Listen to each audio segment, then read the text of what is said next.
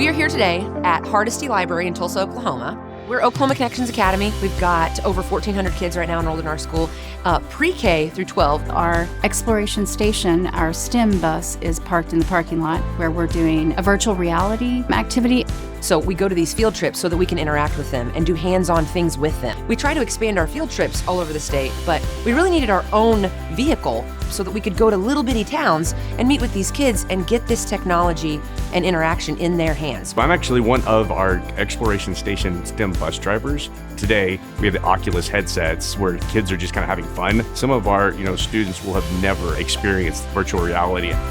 The best part about our STEM bus was kids are engaged, they're asking questions, they're curious, they're excited. Our students being virtual, this is a way they can come together and socialize and interact and meet their peers, see their teachers in real life. So we're trying to get all over the state and get those kids on the bus and get them to get something in their hand that might trigger something in them to say, hey, I really like this. Maybe I want to do this. And school is fun. So there's different job opportunities for the future, career opportunities.